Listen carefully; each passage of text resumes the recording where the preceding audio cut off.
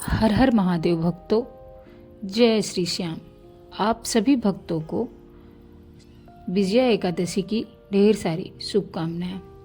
माँ अन्नपूर्णा व बाबा विश्वनाथ की कृपा उनके सभी भक्तों पर बनी रहे। तो दोस्तों, आज हम विजया एकादशी व्रत कथा सुनेंगे, जिसको सुनने मात्र से समस्त प्रकार के कष्टों से हमें मुक्ति मिलती है। जो भी संकट आने वाले होते हैं, बाबा श्याम, श्री हरि, विष्णु उन सभी कष्टों को दूर करते हैं। तो फाल्गुन मास के कृष्ण पक्ष की एकादशी को हम विजया एकादशी के नाम से जानते हैं। और आज के दिन विधि विधान से भगवान श्री हरि, विष्णु, बाके बिहारी व बाबा श्याम की पूजन का विधान है। तो चलिए अब हम एकादशी की कथा का श्रवण करते हैं। यह एकादशी महाशिवरात्रि से पहले पड़ती है और इस व्रत का संबंध जो है वो भगवान श्री हरि, विष्णु से या आप राम भगवान से है, ऐसा भी मान सकते हैं। सर्वप्रथम इस व्रत को राम भगवान ने किया था। जिसकी कथा कुछ इस प्रकार है। नारद मुनि ने कहा, हे ब्रह्मा जी, फाल्गुन मास के कृष्ण पक्ष की एकादशी का क्या नाम है तथा उसकी क्या विधि है, मुझे इसके बारे में बताएं। ब्रह्मा जी ने कहा, नारद सुनो, फाल्गुन मास के कृष्ण पक्ष की एकादशी को विजया एकादशी कहते हैं। यह एकादशी पापों को नाश करने वाली है। विजया नाम की एकादशी राजाओं को विजय प्रदान कराती है, इसमें तनिक भी संदेह नहीं है।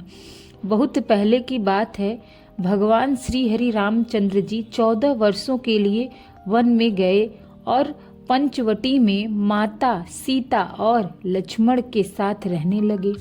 वहां रहते समय रावण ने चपलतावश श्री राम की तपस्विनी पत्नी सीता को हर लिया। उस दुख से श्री राम व्याकुल हो उठे। उस समय सीता की खोज करते हुए वे वन में घूमने लगे। कुछ दूर जाने पर उन्हें जटायु मिले, जिनकी आयु समाप्त हो चुकी थी।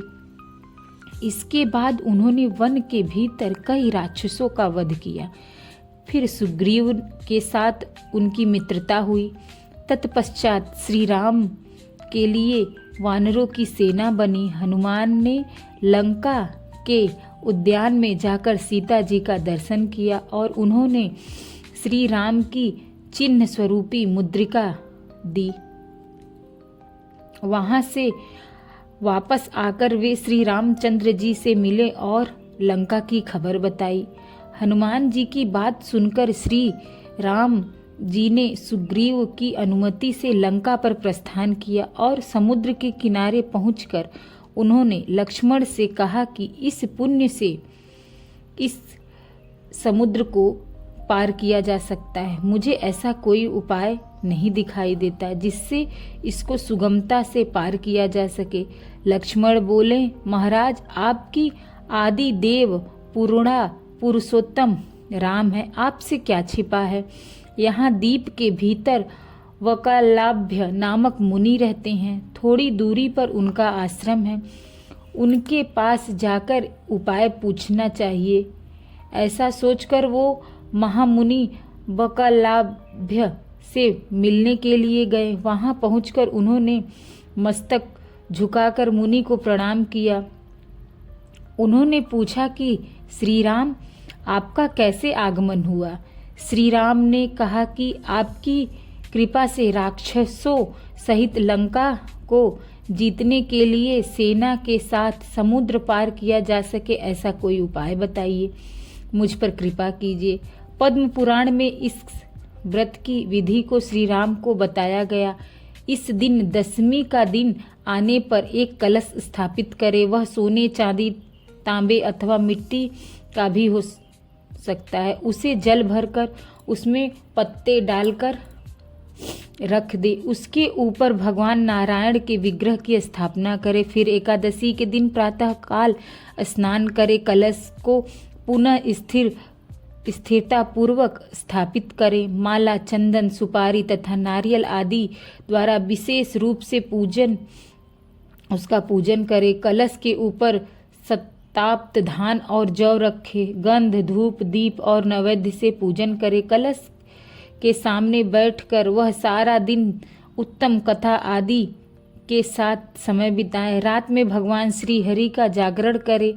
अगर अखंड व्रत करना चाहते हैं तो घी का दीपक जलावें। फिर द्वादशी के दिन सूर्योदय होने पर कलश को किसी जलाशय के पास, नदी, झरने या पोखरे के पास स्थापित करें और उसकी विधिवत पूजा करें। देव प्रतिमा सहित उस कलश को ब्राह्मण को दान दें।